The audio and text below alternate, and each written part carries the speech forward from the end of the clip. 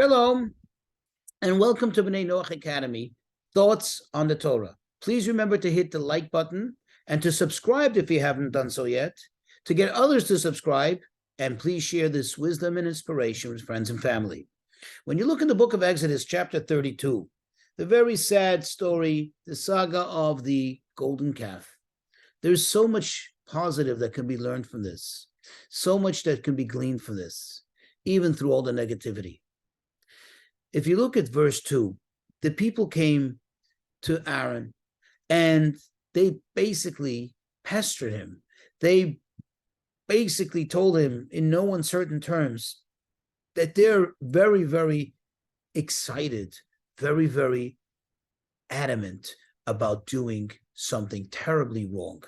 They want to make some kind of golden calf. They want to make some kind of idol. Maybe at the time they didn't know yet exactly that it's going to be a golden calf, but they knew that they're going to do something wrong. And they wanted to do it anyway. What does Aharon tell them? Think about it. He is the second in command. Moses is not here. Moses is up there with God. Aharon is his deputy. Aharon is in charge. What does he do? How does he lead the people?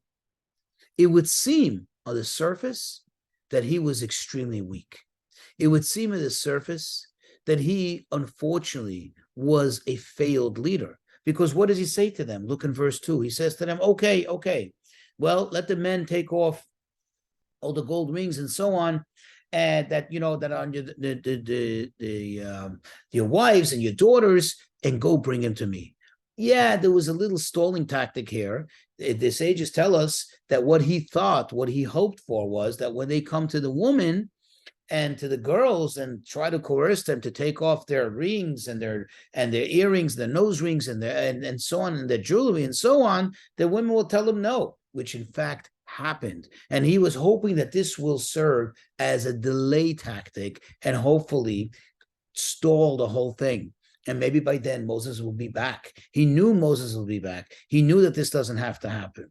But unfortunately, this backfired, because as soon as the women said no, many of the men went and found their own jewelry. Some of them had earrings. Some of them, and I guess it was common in those days for men also to wear nose rings. And they took it all and threw it in, and out came the golden calf. So the question really is, why did Aharon act this way? In other words, he basically gave them the green light, or it seems that he just buckled under the pressure. So it seems, right? It seems like he was just overwhelmed by them and he just gave in to them. Well, that can't be the case. Aharon is later, after this, appointed as the high priest. On the other hand, on the day of the inauguration of the Holy Temple, of the Tabernacle, Aharon paid a dear price. 2 of his 4 sons died on that day. And unfortunately, part of it was because of his involvement in this construction of the golden calf. So let me give you a different perspective, and we'll see an amazing, powerful lesson that we can learn from this. Aharon very quickly, almost immediately realized that this is doomed. No coercion from his part, no whatsoever persuasion from his end or from anybody's part will help in changing their minds. He understood that. He realized, he was able to size up the situation very quickly.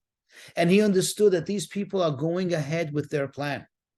They are drunk, so to speak, with their emotions and their passion to do this terrible sin. His mind, as a true dedicated leader, jumped into action. Very, very quickly, he made a decision. I am not going to let them fall. I am not going to let them take the blame for their stupid, idiotic decisions. I am their leader. I understand that they are just behaving very foolishly. They don't even realize the enormity of their decision. They don't realize the severity of their deeds, of their actions. I will take responsibility. I will take the blame on me.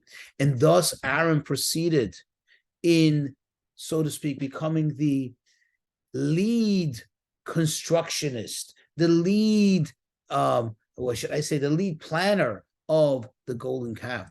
Thus later, when they are admonished and Moses gets upset, Moses turns to Aaron and says to him, what did they do to you that made you do this? In fact, he took the blame. And he knew at that moment, if he is involved in something of this severe nature, he will be punished for it. Not just he'll be punished for it in this world, but maybe even in the world to come. He understood that he might be losing everything, and yet he was ready to do it. Not only was he ready to do it, he did it in order to save the people.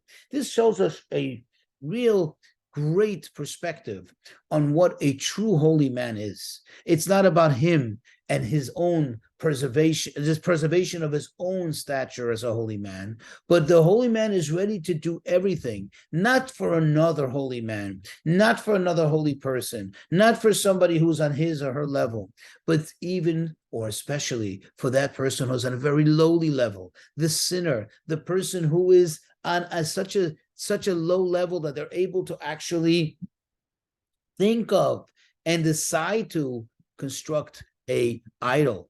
Even for that person, the true leader is there to give away everything to try to save that person, to try to help that person and keep him on a good spiritual standing.